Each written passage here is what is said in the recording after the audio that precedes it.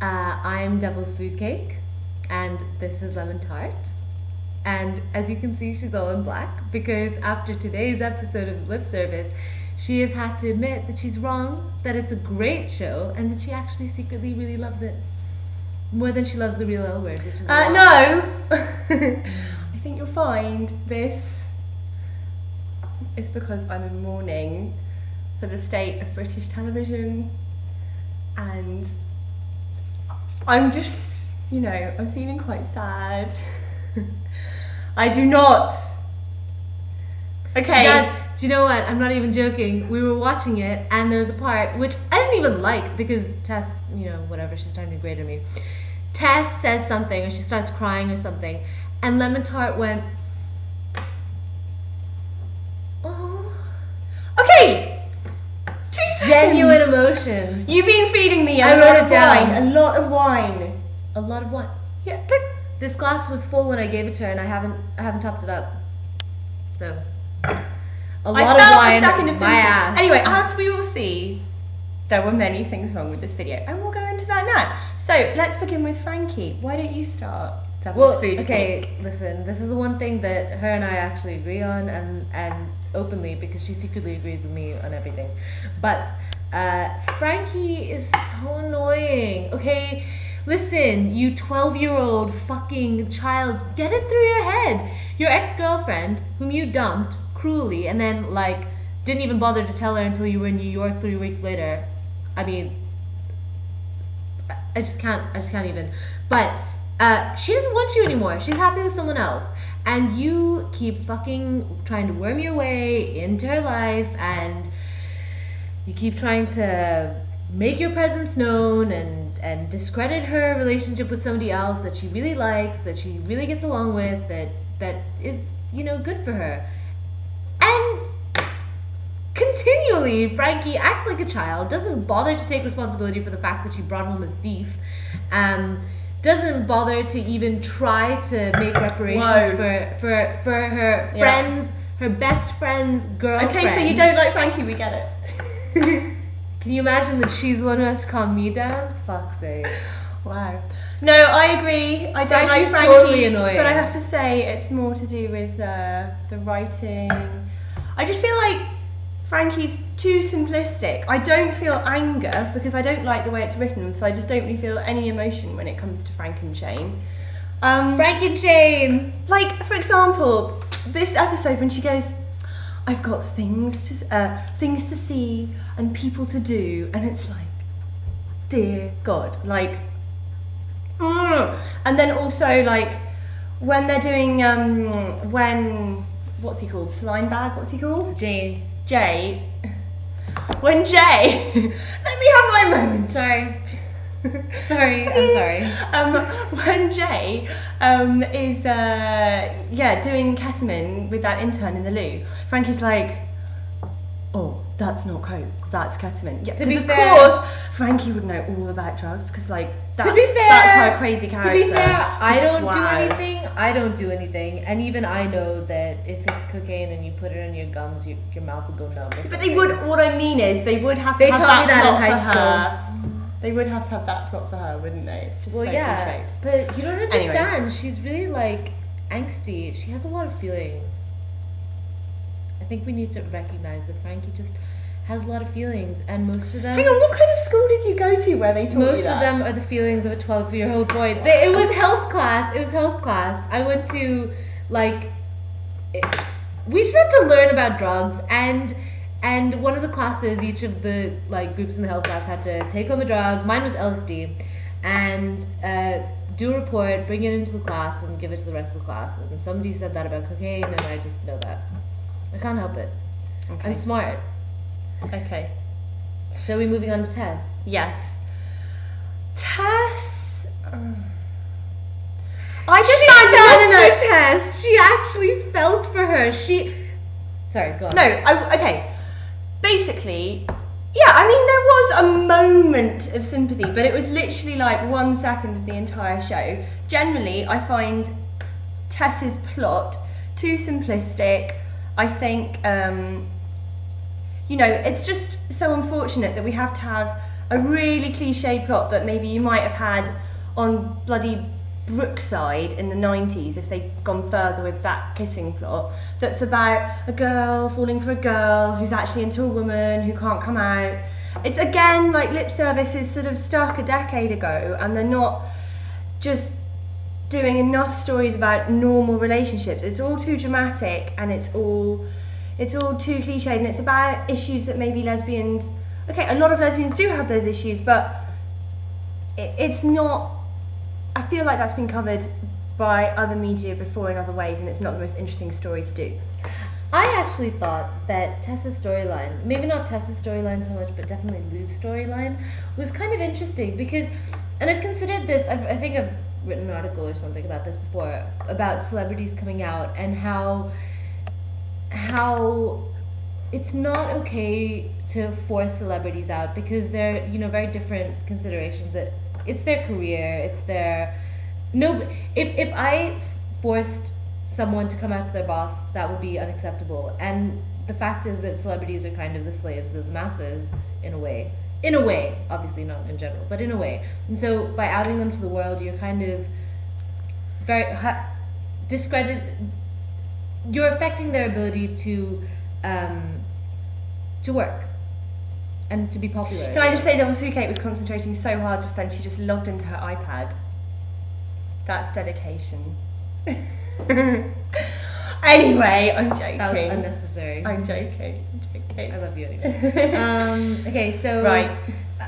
Okay, I think I have notes from watching the episode, and my first note was, why doesn't Tess? Okay, let's be frank. At the beginning of the episode, when she's like caterwauling or whatever the hell you want to call it with Lou in her bedroom, why doesn't Tess wash her hands after coming out of the bedroom? And also, the moaning stops, and then 2 seconds later, Tess is out. Cuddle. What's wrong with spooning? Spooning is great. Oh my god. Okay. Okay. We haven't got on to other reactions she had, which included. Why doesn't Tess wash her hands after sex? Because let's be frank, Lou's not doing the fucking. In my opinion. Thank you for that. So next, I think we were going to talk about Kat. You go first.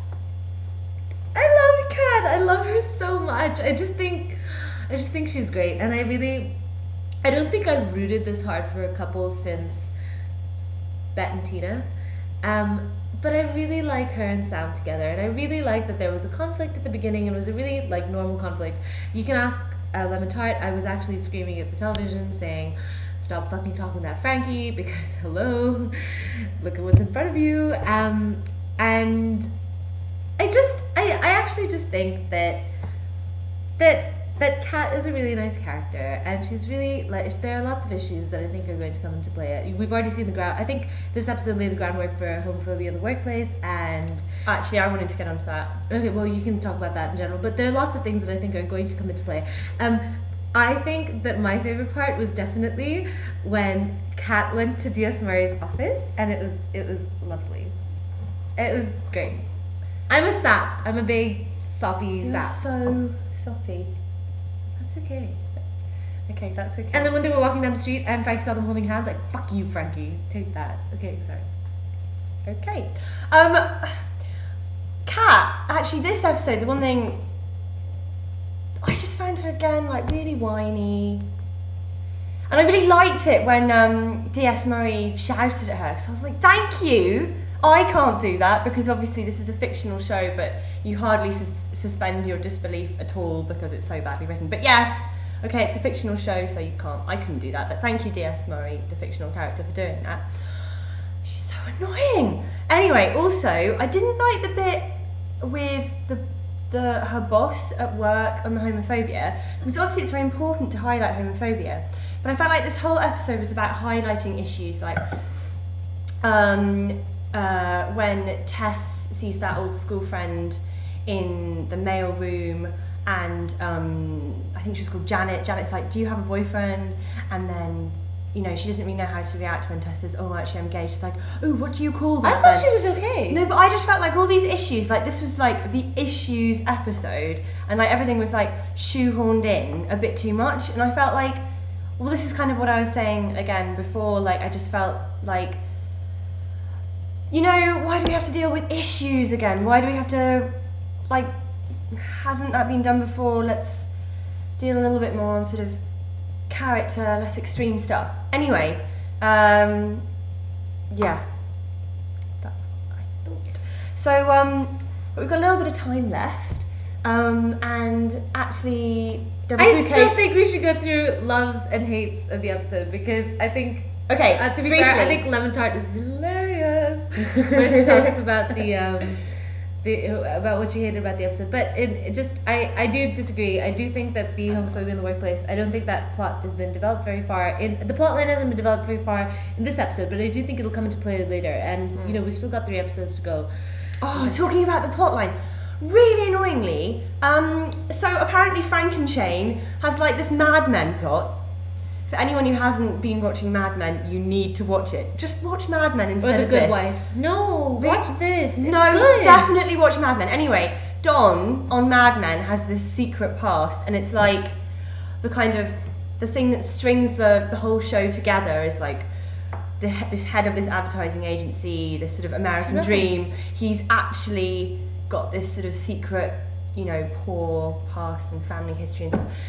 And is Frankie going to have that too? Because I just think that's going to be a really dull plot. Like, who is Frankie? Like, not only is she like the most cliched Frankenchain that Frankenchain could ever be, now she's going to have a mysterious past. I think that was my most hated thing of the episode. How about you, Devil's Food Cake?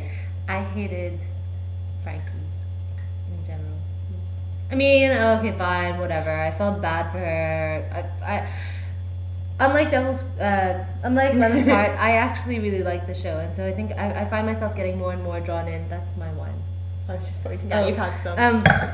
I find myself getting more and more drawn into the plot and the story, and I really like it. And so I guess I do dislike Frankie as a character, but I do get Frankenchain. I do hate Frankenchain as a character, but I do feel kind of sorry about the family stuff. However, I still think that she needs to fucking lay off Kat and get the fuck over it. Get over it. Get over it. You fucked up. Get over it. Okay. I've noticed we've been talking for 12 and a half minutes, so let's just say we know she loves it. Yeah, she basically orgasmed over the sex scene, and it was very awkward. Very awkward. But we were going to talk about Twitter. We were going to talk about Almeida's Twitter. Really quickly, it wasn't just me that thought that scene was hot in D.S. Murray's office, because when she was like, I'll show you, I was like, yeah, show her. And anyway, well, she felt the same. So I would really like if I wasn't. I just felt awkward. Look, there were 2 women having sex on the screen. I felt awkward. Why? I'm not straight. Whatever. It's not like it makes a difference. We both know. Anyway, yeah, and Holly. Okay, Lemon Tart thought that was really hot too. Vaguely, my ass. Vaguely. No, I just felt awkward because they're just ew, and it's like, oh, stop all these really. I was like, characters having hello, sex. Hello. Okay, Twitter. So we're going to look at the best of the Twitter thing, the tweets that we received at our Twitter, which is at Kakets, CAKETTES. Okay, if anyone's still watching. If anyone's still watching. And so we got some really good ones actually. We got a bunch that say that Sam is everyone else's favorite character. Are you just going to go through the positive ones, absolutely? And a very interesting couple of texts from someone called Lorenda S, who disagrees with her texts about hating lip service. We got specifically a really cinematography. funny one about annoying cinematography. I'd formulate I can't remember what they were tweeting about, but somebody sent in, I'd formulate a better response, but there's a Hollyoaks style morality tale about drugs now, and I think that is so spot on. Somebody thinks that the lead looks like Sadie Frost, and somebody else, Sophie Wilkinson, said, I pay my TV license and this is the representation I get. Fair point. Fair point. Except if I was represented by Kat, I'd be happy by that. I'm not actually represented this show because I'm brown. Anyway, that's it. Thank you for joining us. Over and out. No, beautiful. Over and out.